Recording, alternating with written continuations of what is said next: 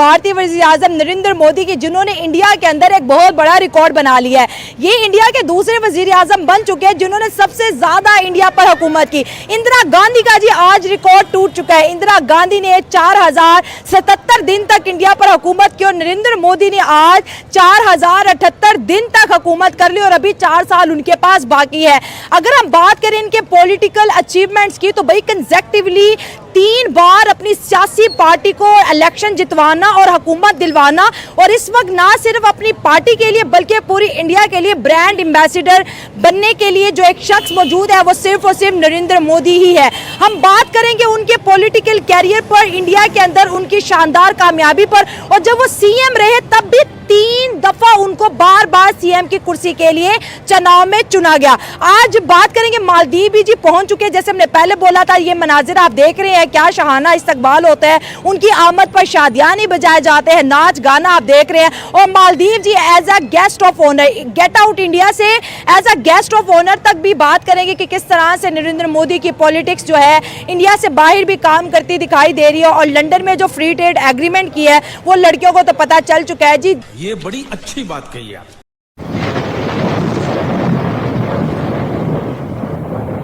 BJP की हुकूमत है, मेरे ख्याल से उसकी तीसरी बार है जो वो करनी आ गई। और उसकी मतलब मल्टीपल रीज़न है। जिस तरह मतलब एक तो जो मेन रीज़न है वो तो मतलब मजहब काट खेलते हैं। दूसरा है कि जो उनका मेन रीज़न है वो आरएसएस का है। मतलब उसका जो मेन जो है ना जिसका आइडियोलॉजी है वो आरएसएस की है। ठीक है। जिस तरह मतलब वो लोग यही चाह रहे हैं कि जो सबको टेनेट है ना, तो मतलब ये सारा हिंदुओं का इलाका है। मतलब पार्लियामेंट में भी अखंड भारत का मैप लगाया हुआ है।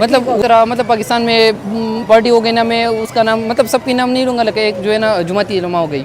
मतलब इस तरह की जो है ना ज़्यादातर उसकी बेस पे अभी ना रिलीजन पॉलिटिक्स आप करें यहाँ पे भी है। उसमें जो भी बंदे तो वो उसको कुछ भी नहीं पता कि इसके मतलब पार्टी का नजरिया क्या है, लेकिन वो सिर्फ इसलिए है कि यार ये मतलब मजहबी पार्टी तो हम उसको ज्वाइन कर रहे हैं। इस तरह मतलब बीजेपी भी है। जिससे भी पूछोगी तो वो ये नहीं कहेगा कि यार ये काम क्या कर रहे हैं, लेकिन बस वो ना सारा मजहब काट खेलती तो इस वजह से आपने कहा नरेंद्र की उसने मतलब अगर आप देखें तो अभी जो है ना पिछले 2018 से लेके अभी तक अगर आप देखें तो उसने बहुत सारे काम किए। उसकी इकोनॉमी तकरीबन बढ़ गई, अभी 4 नंबर पे आ गई। तो अगली अब 2-3 सालों में अब अगर आप देखोगे तो मतलब रशिया को भी बीट कर जाएगी वो। तो एक तो उनकी खैर वो भी ज़्यादा है, आबादी भी ज़्यादा है, लेकिन फिर भी काम बहुत ज़्यादा हो रहा है। अच्छा, मेरा सवाल ये है कि क्या नरेंद्र मोदी को 15 साल बाद उनकी पार्टी रिटायर कर देगी, या उनकी पार्टी के लिए भी बहुत बड़ा चैलेंज है कि नरेंद्र मोदी जैसा कोई फेस अब बीजेपी के पास है? अगर इतनी बड़ी पार्टी है तो वो मतलब ये बात लाजमी है कि वो कुछ और बंदा इस तरह उसकी बनाने की कोशिश होगी जिस तरह अभी नरेंद्र मोदी है। क्योंकि जब इतनी बड़ी पार्टी होती है तो उसमें एक और बंदा इस तरह होता है जब उसकी बात मतलब 4 संभालता है। तो अभी देखा जाएगा कि उसके बाद कौन सा बंदा होगा। वो तो कह रहे हैं योगी आएगा, लेकिन लोग कहते हैं योगी भी नरेंद्र मोदी की रिप्लेसमेंट नहीं बन सकता। ये तो मतलब रिप्लेसमेंट तो नहीं बन सकती, इस तरह तो नहीं होता कि मतलब उसी तरह बंदा आ जाए, लेकिन उसकी आइडियोलॉजी पे आएगा। अभी देखा जाएगा कि उसकी तरह होगा। अच्छा, तुक्का लगाओ कि ये 15 साल तो मिल गया, अगले 5 साल भी क्या मोदी के हैं कि नहीं? हाँ, मुझे तो लग रहा है जब तक मोदी होगा तो लाजमी हो आएगा। मतलब इनकी लाइफ में रिटायरमेंट नहीं है? नहीं, बिल्कुल रिटायरमेंट नहीं। और मतलब अगर आप देखें तो बहुत लीड से जीतता है ना। एक तो होता है कि 1000-2000 मतलब उसकी आबादी तो ज़्यादा है, लेकिन परसेंटेज उसकी ज़्यादा होती है ना। जिस तरह अभी 228 बिल्कुल में मुझे आज एक बात पता चली है नरेंद्र मोदी के मुतालिक। उसके सियासत से तो हम बिल्कुल डिसएग्री हो सकते हैं, लेकिन जिस तरह उन्होंने इंडिया को रूल किया है 10-11 साल से, हम खुद हैरान हैं।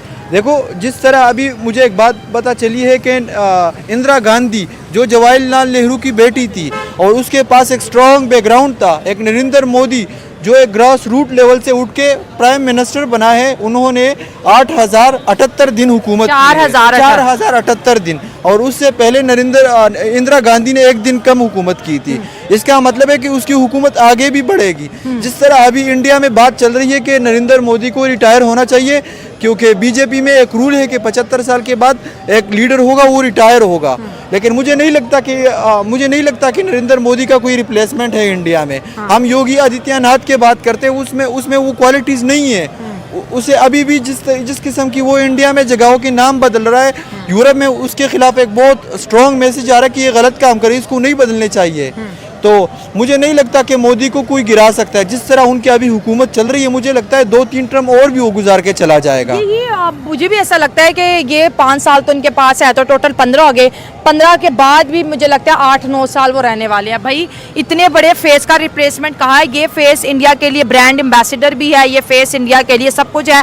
अगर नरेंद्र मोदी का पॉलिटिकल कैरियर देखिए, भाई 15 साल गुजरात में सीएम रहे, फिर 15 साल ये देखिए अब वजीर आजम रह रहे हैं। तो इनके जो पॉलिटिकल है, आप देखिए कि ये कैरियर किन बेसिस पे इतना ज़्यादा ये ग्रो हुए, और आज अगर देखा जाए तो इंडिया के सेकंड वजीर आजम बन गए जिन्होंने इतना लॉन्ग टर्म इतनी बड़ी आबादी पे हुकूमत की। वाकई इस तरह ये जिस तरह आपने बात की, तकरीबन 150 करोड़ आबादी पे हुकूमत करना, और जिस तरह अच्छा तो दोस्तों ये थे पाकिस्तानी पब्लिक के रिएक्शन। और आपने वीडियो में देखा नहीं, ये पाकिस्तानी जाहिल कितना मोदी जी से जलते हैं, क्योंकि दोस्तों पाकिस्तान को लेकर मोदी जी ने क्लियर पॉलिसी बना ली है कि अगर पाकिस्तान इंडिया और कश्मीर में आतंकवाद को फैलाएंगे तो इंडिया घर में घुस के बदला लेंगे। और ये पॉलिसी मोदी जी ने प्रूव भी कर दी है दुनिया के सामने। जब पुलवामा अटैक हुआ था तब भी इंडिया ने घर में घुस के बदला लिया था, और जब पहलगाम अटैक हुआ तब भी इंडिया ने घर में घुस के बदला लिया था। और दोस्तों अगले साल मालदीव भी ऐसे ही इंडिया के सामने उछल रहा था, और पूरे मालदीव में इंडिया आउट के नारे भी लगवाए थे। लेकिन दोस्तों एक ही साल के अंदर मालदीव इंडिया के पैर में आ गया, और अब तो मोदी जी का ग्रैंड वेलकम करके मोदी जी को अवार्ड भी देने लगी है, क्योंकि उनको पता चल गया है कि इंडिया तो सुपर पावर बनने की रेस में आ गया है। अगर इंडिया के सामने पंगा लेंगे तो मालदीव ऑटोमेटिक बर्बाद हो जाएगा। और दोस्तों उस टाइम भी सिर्फ इंडियन पब्लिक ने ही मालदीव को बॉयकॉट किया था, इंडियन गवर्नमेंट ने तो कोई भी एक्शन नहीं लिया था, फिर भी मालदीव इंडिया के पैर में आ गया था। तो बस दोस्तों आज के वीडियो में इतना ही। ये थे पाकिस्तानी पब्लिक के रिएक्शन। अगर आपको ये वीडियो पसंद आया तो वीडियो को लाइक शेयर कर दीजिए, और चैनल को सब्सक्राइब करना मत भूलिए। थैंक यू, मिलते हैं नेक्स्ट वीडियो में।